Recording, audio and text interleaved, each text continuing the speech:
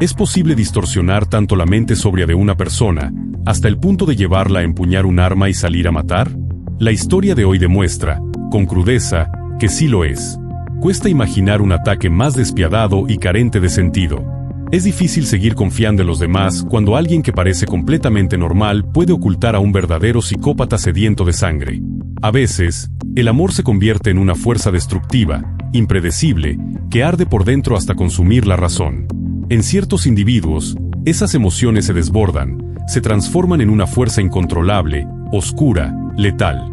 Y como lo revela este caso, un amor no correspondido puede convertirse en una chispa capaz de detonar una tragedia, un impulso asesino que nace en lo más profundo de una mente trastornada. Emily Murray nació el 19 de febrero de 1980 en el pequeño y apacible pueblo de Sleepy Hollow, en el estado de Nueva York, Estados Unidos. Era una comunidad de apenas 10.000 habitantes, donde todos se conocían y la vida transcurría en calma. Más tarde, su familia se mudó a un lugar algo más grande, Shaker Heights, en el estado de Ohio, con una población cercana a los 20.000 habitantes. Emily creció en un entorno familiar lleno de afecto. Tenía 2 hermanastras y un hermano, y entre todos mantenían relaciones estrechas, cálidas, sinceras.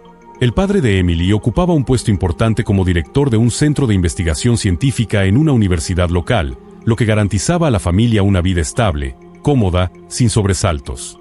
Desde pequeña, Emily se destacó por su inteligencia y dedicación al estudio. Siempre obtenía las mejores calificaciones.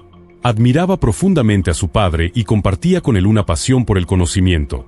Fue así como se interesó por la medicina y la filosofía, 2 áreas que más tarde marcarían su camino académico. Su espiritualidad también formaba parte esencial de su identidad. Criada en el seno de una familia cristiana devota, desde temprana edad Emily colaboraba con sus padres, y a pesar de su juventud, trataba de ganarse su propio dinero. No lo hacía por ambición, sino con el propósito de ayudar. Gran parte de sus ingresos los destinaba a obras de caridad. Después de terminar la secundaria, Emily fue admitida en el Kenyon College, ubicado en Gambier, Ohio. Allí se sintió profundamente atraída por los estudios filosóficos. Su vocación parecía clara. Quería trabajar en una iglesia y formar parte activa de misiones religiosas. Durante su vida universitaria, Emily tuvo la oportunidad de viajar y ampliar su visión del mundo. Visitó países como Italia, Nueva Zelanda y Japón. La mayoría de esos viajes estuvieron relacionados con labores humanitarias organizadas por su comunidad religiosa. Aunque era una joven amable, generosa, con una enorme capacidad para conectar con los demás, también poseía una firmeza inquebrantable en sus convicciones. Sabía lo que quería y luchaba con determinación por alcanzar sus metas. Para el año 2000, Emily ya cursaba su 3er año en la universidad. Vivía en el campus, donde era muy querida por sus compañeros. Participaba activamente en programas juveniles de la iglesia y tenía sueños muy concretos: formar una familia grande, tener 8 hijos y 10 perros. Soñaba con una vida plena, sencilla, llena de amor. Nadie podía imaginar que su existencia estaba a punto de terminar de forma brutal. El 2 de noviembre del año 2000, Emily desapareció misteriosamente del campus universitario. Al amanecer, sus compañeras de cuarto notaron que no había regresado a dormir. Aquello les pareció inusual. Emily siempre volvía después de sus turnos en el restaurante donde trabajaba. Pensaron que tal vez se había quedado en casa de algún amigo para trabajar en un proyecto, como ya había ocurrido antes. También consideraron la posibilidad de que hubiese tenido un turno largo y luego se fuera directamente al campus a estudiar. Con eso en mente, decidieron ir a clase, esperando verla más tarde. Pero Emily no apareció. Ni esa mañana, ni esa tarde, ni en la noche. Lo que más encendió las alarmas fue su ausencia en una fiesta que ella misma había planeado con antelación. Había comprado todo lo necesario en el supermercado, se había encargado de los preparativos, y la idea de que no se presentara resultaba completamente fuera de lugar. Alarmadas, sus amigas decidieron contactar a la hermana mayor de Emily, con la esperanza de que se hubiera ido a visitar a su familia. Pero tampoco estaba allá. Preocupada, la hermana informó a los padres sobre la extraña desaparición. Ellos, que tampoco tenían noticias de su hija menor, no dudaron ni un segundo en movilizarse. Inmediatamente, se dirigieron al campus universitario. Para ese momento, decenas de estudiantes ya se habían unido a la búsqueda, llamando a todos los contactos posibles de Emily. Sin embargo, no encontraron rastro alguno, ni de la joven, ni de su automóvil verde, un Subaru Outback. Angustiados, Los padres acudieron a la oficina de seguridad del campus para reportar la desaparición. Pero lo que encontraron fue desconcertante: indiferencia. Las autoridades universitarias minimizaron la situación, sugiriendo que, al tratarse de una joven de 20 años, quizás había bebido un poco, se había quedado en alguna fiesta o simplemente estaba pasando el rato con amigos. Aseguraron que pronto regresaría. Pero la familia lo tenía claro: esa no era Emily. Jamás se marchaba sin avisar. Mantenía siempre comunicación con sus seres queridos, era organizada, disciplinada, absolutamente predecible en sus rutinas. Además, no bebía alcohol. Cada día, sin excepción, se ponía en contacto con sus padres o amigos, aunque fuera con un simple mensaje. El silencio repentino era completamente ajeno a su forma de ser. Las compañeras de cuarto también se presentaron en la oficina de seguridad para insistir en que algo no estaba bien. Todas coincidieron en que aquella desaparición era totalmente anormal. Más aún cuando descubrieron que en su habitación estaban todas sus pertenencias: su cartera, los cheques sin cobrar, los documentos, las tarjetas. Nada parecía indicar que tuviera la intención de ausentarse. Emily había salido a trabajar con la intención de regresar esa misma noche. No había ninguna duda. Exigían a gritos que la seguridad del campus actuara con decisión. Finalmente, al ver la desesperación de la familia y la insistencia de sus compañeras, el personal de seguridad universitaria comprendió la gravedad de la situación y decidió intervenir. Comenzaron por inspeccionar la habitación de Emily en el dormitorio, pero no encontraron ningún indicio alarmante. Todo estaba en orden, lo cual solo aumentaba el misterio. A continuación, distribuyeron avisos de persona desaparecida por el campus y comenzaron a repartir volantes entre los estudiantes. Pero para los seres queridos de Emily, los esfuerzos del colegio eran tibios, casi simbólicos. Por eso, decidieron acudir a las autoridades locales. Se dirigieron directamente a la oficina del sheriff del condado y presentaron un informe oficial por desaparición. Fue entonces cuando el caso comenzó a tomarse verdaderamente en serio. Los agentes policiales inspeccionaron minuciosamente la habitación de Emily y no tardaron en determinar que la situación requería atención urgente. Los detectives asignados iniciaron la reconstrucción de las últimas horas de vida conocida de la joven, con la esperanza de identificar pistas que revelaran que pudo haber ocurrido. La noche anterior a su desaparición, Emily tenía programado trabajar su último turno en un restaurante popular entre los universitarios, la Cala del Pirata. Este local, situado justo enfrente del campus, era conocido por su amplia carta de comidas y bebidas, y solía llenarse de estudiantes por las noches. Sin embargo, también era frecuentado por personas conflictivas, ebrias y en ocasiones violentas. Las jóvenes del campus sabían que no era recomendable andar solas por ese lugar después de ciertas horas. No era raro que ocurrieran altercados. Emily lo sabía, pero aún así cumplió con su deber, como siempre. Aquel 1 de noviembre de 2000, Emily asistió puntualmente a su último día de trabajo. Debido a la creciente carga académica, había decidido renunciar al empleo, que ya no podía compaginar con sus estudios. Su decisión no pasó desapercibida. Muchos de sus amigos y clientes habituales se acercaron al restaurante para acompañarla y brindarle su apoyo. Emily era querida por todos. Su carisma, su dulzura y su sonrisa la hacían inolvidable. Los detectives comenzaron a armar un listado con todos aquellos que estuvieron en contacto con Emily esa noche. Era crucial identificar quién la vio por última vez, quién sabía de sus planes, quién podía arrojar algo de luz sobre su paradero. El restaurante cerró como de costumbre a las 2 de la madrugada. Los clientes se marcharon, pero Emily se quedó un rato más junto a sus compañeros para ayudar a limpiar. Con ella estaban Olivia, una amiga cercana que también trabajaba como mesera, y Nathan, el barman. Según los registros de horarios laborales, Emily terminó oficialmente su turno a las 3:07 de la mañana. Esta información fue corroborada por Greg McKnight, un empleado de cocina que se había retirado un poco antes, como estaba estipulado en su horario.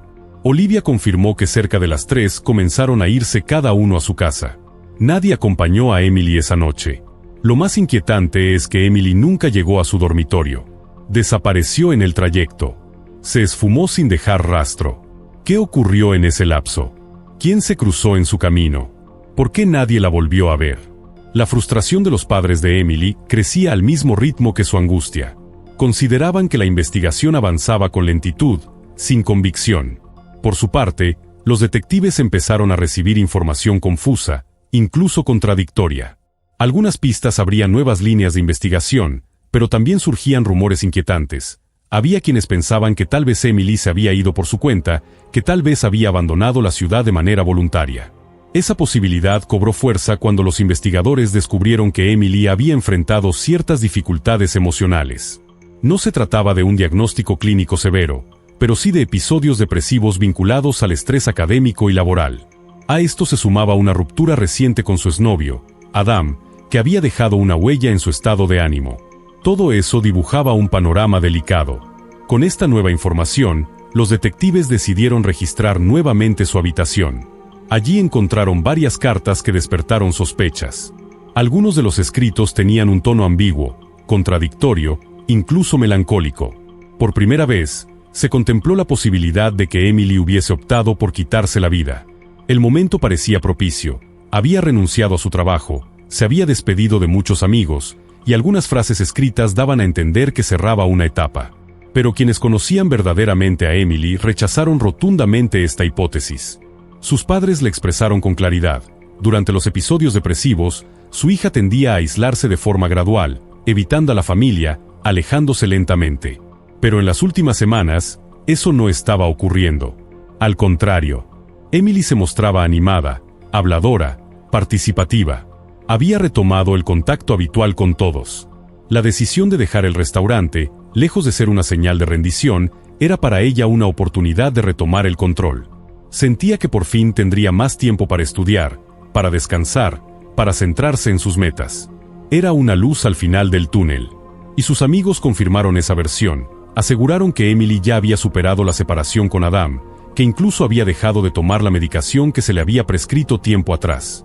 Su vida comenzaba a estabilizarse, poco a poco. No existía, a ojos de sus seres queridos, ningún motivo real para pensar que Emily hubiera querido desaparecer por decisión propia. Lo que ellos temían, y que ahora comenzaba a considerar también la policía, era algo mucho más oscuro. La investigación se encontraba, sin lugar a dudas, en un punto muerto. Los detectives manejaban múltiples hipótesis, pero ninguna los conducía a respuestas concretas. Con cada día que pasaba, el misterio se hacía más profundo y la desesperación más intensa. Ante la falta de avances, se solicitó la intervención del FBI. Se barajaba la posibilidad de que Emily hubiese sido secuestrada y trasladada fuera del estado, cruzando líneas jurisdiccionales. Pero ni siquiera los recursos federales arrojaron resultados alentadores. Mientras tanto, los agentes interrogaron al exnovio de Emily, Adam. Los amigos cercanos a la joven describían su relación como apasionada, pero llena de altibajos. Discutían con frecuencia y esas tensiones constantes fueron lo que, eventualmente, llevó a la ruptura. La policía averiguó que Adam estuvo presente en una fiesta la misma noche en que Emily desapareció. Algunos testigos aseguraron haberlos visto juntos, y confirmaron que Adam salió del restaurante cerca de las 3 de la madrugada, acompañado por otros asistentes. No obstante, no existían pruebas que lo incriminaran directamente. Durante el interrogatorio, Adam presentó una coartada sólida. Se marchó a otro pueblo con unos amigos, lo que fue corroborado por varios testigos. La policía no tardó en descartarlo como sospechoso. La investigación, sin embargo, continuaba, aferrada a cualquier pista. Tras eliminar a Adam de la lista de posibles responsables, la atención de los detectives se centró en 2 compañeros de trabajo de Emily en la Cala del Pirata, David Kahl y David Jokum. Ambos trabajaban en el restaurante y conocían bien a la joven. El primero de ellos, David Kahl, había mostrado en más de una ocasión interés romántico por Emily. Según varios empleados, David había intentado iniciar una relación con ella, pero fue rechazado, lo cual pudo haber generado resentimientos. David fue llamado a declarar. Durante el interrogatorio, negó tener cualquier vínculo con la desaparición de Emily. Afirmó que su relación con ella era puramente amistosa. Sí, admitió que hablaban con frecuencia, y que aquella noche había conversado largo rato con ella porque sabían que sería la última vez que se verían. Le deseó suerte en sus estudios, y según sus propias palabras, se retiró del restaurante a las 11 de la noche para asistir a un concierto. Su coartada fue verificada y, tras confirmarse, también fue excluido de la lista de sospechosos. Pero quedaba otro David. El segundo empleado bajo la lupa de los investigadores era David Jokum. Las sospechas en su contra no tardaron en intensificarse.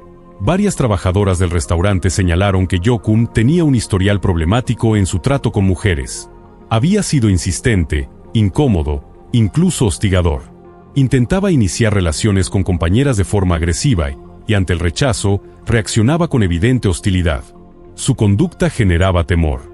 Poco tiempo después de la desaparición de Emily, Jo-kun fue despedido del restaurante por comportamiento violento.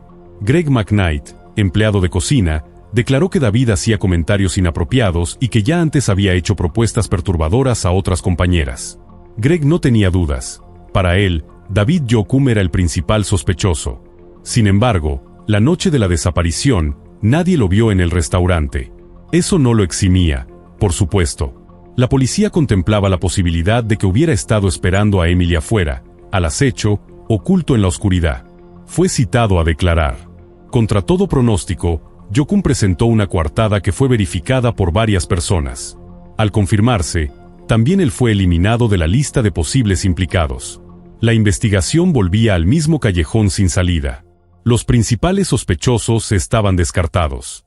No había pruebas, no había testigos clave, no había pistas nuevas. Y lo más angustiante, no había esperanza.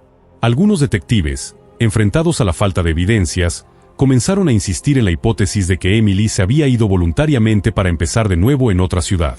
Alegaban que su estado anímico, afectado por la depresión, podría haberla llevado a tomar esa decisión. Incluso se barajaba la posibilidad de un suicidio. Pero para confirmar cualquiera de esas teorías, se necesitaban pruebas. Y no las había. La familia y amigos de Emily rechazaban de forma categórica todas esas conjeturas. La conocían demasiado bien como para creer que simplemente se había marchado sin decir nada. No era propio de ella. Sin embargo, algunos empezaban a aceptar que tal vez, solo tal vez, había huido, o incluso tomado una decisión trágica ante las dificultades que enfrentaba. La incertidumbre se volvía insoportable. Algunos especulaban que tal vez Emily se había internado en una clínica psiquiátrica sin avisar a nadie. Se investigó esa posibilidad, pero fue descartada. En ninguna clínica del estado se tenía registro de su ingreso. Los días pasaban, luego las semanas, y el silencio se volvía más espeso. Emily no daba señales de vida. Su ausencia se hacía cada vez más real, más definitiva. Las hipótesis optimistas perdían fuerza con el paso del tiempo. Las paredes del campus estaban cubiertas de carteles con su rostro. El eco de su desaparición seguía resonando entre los pasillos, pero la esperanza se desvanecía. Los detectives eran plenamente conscientes de que las primeras 48 horas, las más cruciales en cualquier desaparición, ya habían pasado hacía mucho. Y lo que era aún más alarmante, si Emily había sido secuestrada, ¿por qué no había demandas? ¿Por qué no había contacto alguno? ¿Quién podría habérsela llevado? ¿Y por qué? El silencio era total. Y el vacío, insoportable. La universidad, preocupada por la incertidumbre reinante, emitió una advertencia urgente. Se recomendaba enfáticamente que los estudiantes no caminaran solos por el campus. Se pedía que se desplazaran en grupo y, en caso necesario, solicitaran acompañamiento al personal de seguridad. La comunidad estudiantil estaba sumida en el miedo.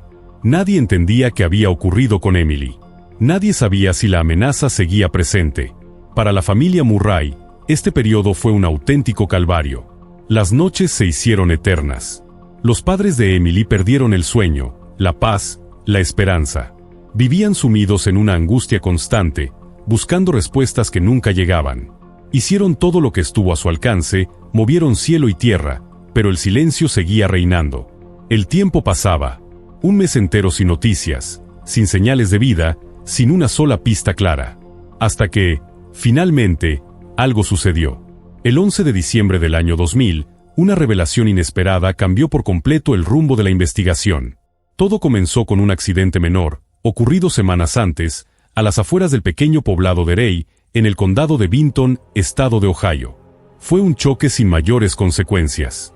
Pero cuando uno de los conductores bajó de su auto para evaluar los daños, notó que el maletero del otro vehículo se había abierto por el impacto, y lo que vio lo dejó helado. Varias armas de fuego estaban escondidas en su interior. Alarmado, llamó de inmediato a la policía. Aquel simple accidente desató una cadena de descubrimientos inesperados. La investigación sobre esas armas llevó a los agentes, casi 2 meses después, el 9 de diciembre, hasta una remota zona de casas rodantes en el mismo condado de Vinton. Allí, los oficiales debían presentar cargos por robo con allanamiento contra el conductor involucrado en el accidente. Cuando llegaron al lugar, una vieja caravana ubicada cerca del pueblo de Rey, no encontraron a nadie en el interior.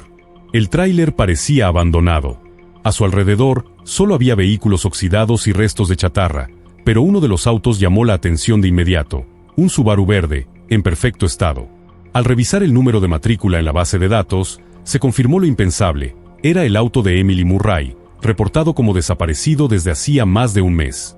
La información fue enviada de inmediato a los detectives que llevaban el caso. Pero lo más perturbador aún estaba por descubrirse.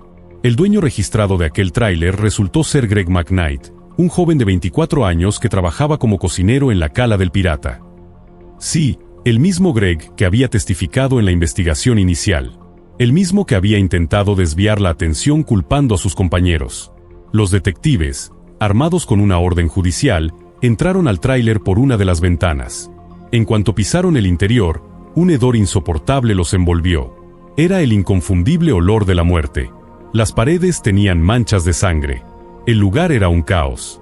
Y entonces, en la habitación principal, encontraron lo que más temían: un cuerpo, envuelto en una alfombra.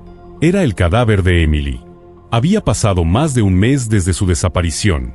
Y ahora, por fin, el misterio tenía un nombre, un rostro, una escena del crimen.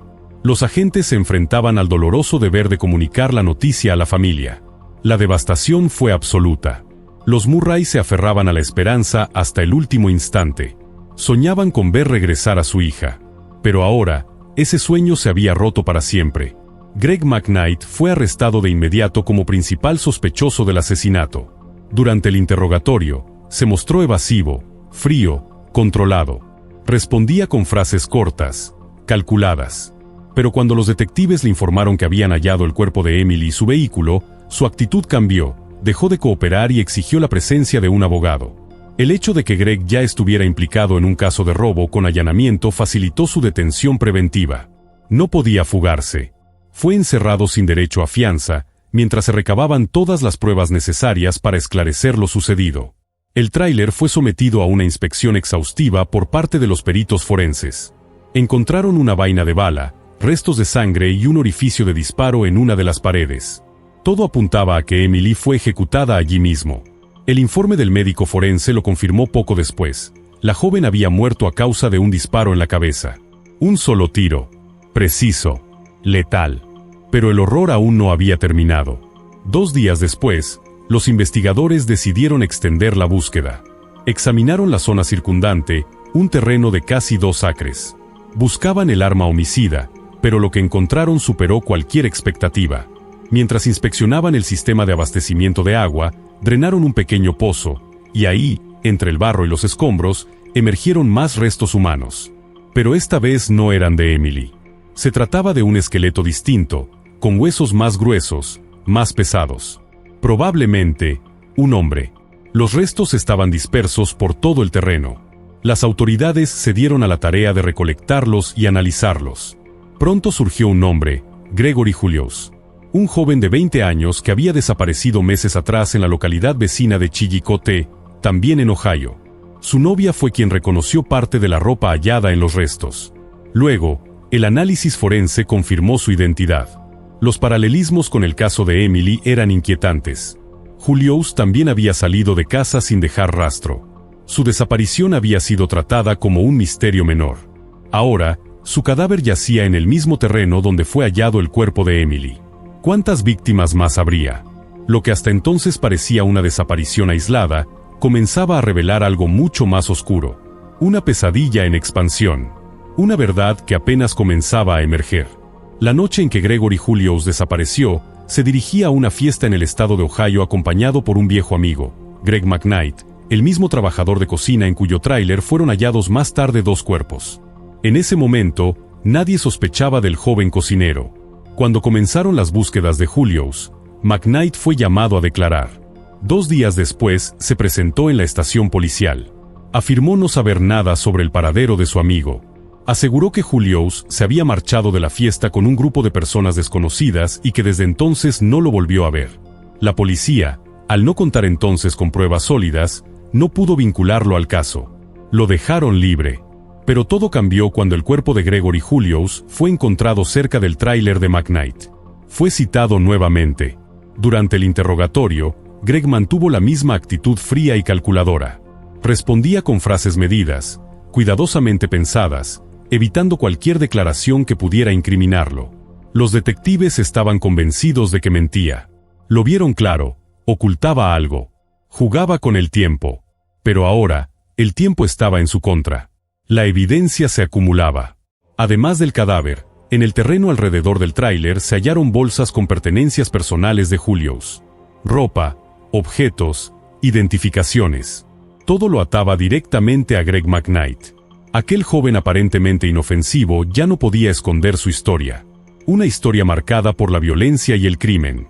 Gregory McKnight nació el 14 de noviembre de 1976 en Queens, Nueva York, en el seno de una familia disfuncional. Desde muy joven mostró una conducta problemática. A los 15 años fue declarado culpable del asesinato de un hombre durante un robo en Columbus. Por ese crimen, fue enviado a un centro correccional juvenil donde pasó 6 años. Durante su reclusión conoció a Catherine, una funcionaria de la prisión. Se enamoraron y, tras su liberación, se casaron. Al principio, los recién casados vivieron con la madre de Catherine en Gambier. Luego compraron un tráiler en Rey, Ohio, el mismo lugar que más tarde se convertiría en una macabra escena del crimen. En junio del año 2000, McKnight consiguió empleo como cocinero. 4 meses después, asesinó a Emily Murray. Tras el crimen, él y su esposa se mudaron a la casa de los padres de Catherine. Durante el interrogatorio, Catherine confesó que sospechaba de su esposo. Después de la desaparición de Emily, Greg se volvió errático, agresivo, insistía en mudarse sin motivo aparente. Ella quiso creer que eran solo paranoias suyas, pero la inquietud no la abandonó. Con esta nueva información, los investigadores llegaron a una conclusión escalofriante: estaban frente a un asesino serial. La fiscalía presentó ante el juez una serie de objetos confiscados en el domicilio del acusado: una pala, unas tijeras de podar, un hacha y un cuchillo de caza. Estas herramientas fueron enviadas al laboratorio forense para ser analizadas y comparadas con las marcas encontradas en los restos óseos de Julius. La pala fue descartada, pero los otros instrumentos no arrojaron resultados concluyentes debido al avanzado estado de descomposición del cuerpo y a la imprecisión sobre el método exacto del crimen. Ante esta falta de claridad, el fiscal decidió no solicitar la pena de muerte por el homicidio de Julius, pero sí insistió en la pena máxima por el asesinato de Emily, crimen que se sabía con certeza había sido cometido con un disparo en la cabeza. Pese a ello, el caso enfrentó una serie de demoras. El juez resolvió trasladar el juicio a otro distrito, lo cual generó dilaciones burocráticas. El proceso judicial finalmente comenzó en el año 2002. Durante el juicio, la fiscalía presentó testimonios clave. Varios testigos afirmaron que Greg McKnight tenía sentimientos románticos hacia Emily y que posiblemente estaba obsesionado con ella. Aunque en apariencia era reservado y tranquilo, había ocasiones en las que intervenía con vehemencia para protegerla de otros hombres. Nathan, un compañero de trabajo, recordó que después de la desaparición de Emily, McKnight le comentó que sentía que ella ya estaba muerta. Otros empleados declararon que, al enterarse de que Emily no aparecía, Greg esbozó una sonrisa sombría. Sin embargo, nadie lo vio marcharse con ella esa noche. De hecho, fue él quien abandonó el restaurante primero. La acusación sostenía una teoría contundente. McKnight sabía que esa era la última noche de Emily en el restaurante. Se marchó antes que ella, la esperó afuera, se ofreció a llevarla a casa, confesó sus sentimientos, y al ser rechazado, perdió el control. La secuestró y la llevó a su tráiler, ubicado a casi 100 kilómetros del campus. Allí, consumó su crimen. A diferencia del caso de Emily, el asesinato de Julius presentaba menos testigos, menos pruebas directas. Sin embargo, la investigación consiguió obtener una pieza crucial. El vehículo de Julius fue vendido por McKnight poco después de su desaparición. En el asiento trasero del coche, los forenses encontraron manchas de sangre que coincidían con el perfil genético del joven desaparecido. El motivo detrás de este segundo asesinato nunca fue esclarecido. No hubo una razón clara. Solo horror. La defensa, ante la contundencia de la evidencia, no intentó negar la participación de su cliente en los crímenes.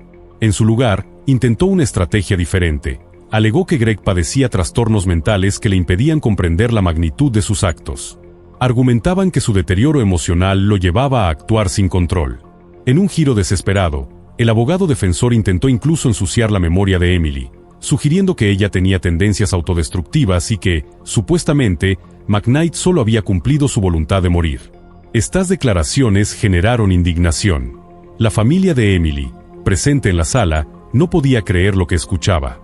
Fue un golpe más, doloroso y cruel, en medio de una tragedia imposible de digerir. Las palabras del abogado defensor fueron recibidas como una burla cruel por la familia de la víctima. Intentar manchar la memoria de Emily fue un golpe devastador para sus padres, quienes sintieron que se insultaba el honor y la dignidad de su hija.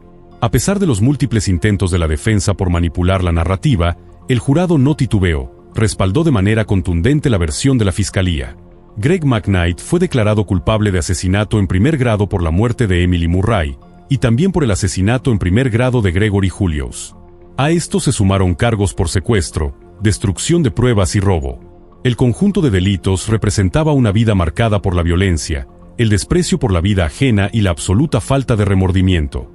La pena de muerte fue solicitada para el crimen de Emily. Aunque la familia Murray, profundamente religiosa, se manifestó en contra de la ejecución y pidió que no se aplicara la sentencia capital, el tribunal siguió adelante.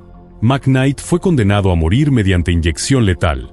Además, se le impuso cadena perpetua por el asesinato de Gregory Julius, 10 años por el secuestro, 8 por la destrucción de evidencia y 1 año y medio por el delito de robo.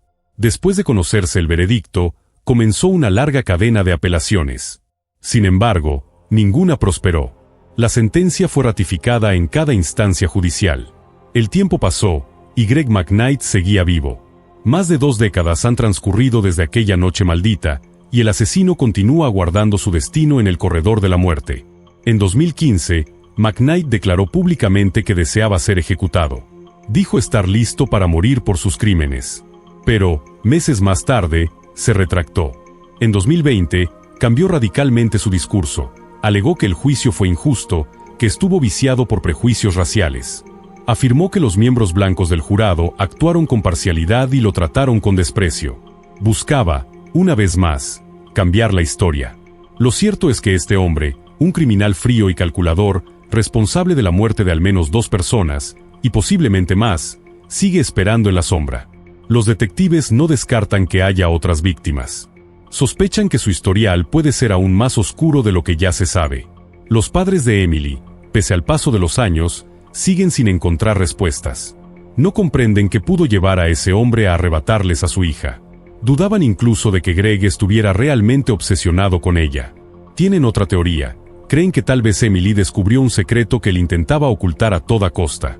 Un secreto tan perturbador que no le quedó otra opción, según su lógica retorcida, más que eliminarla.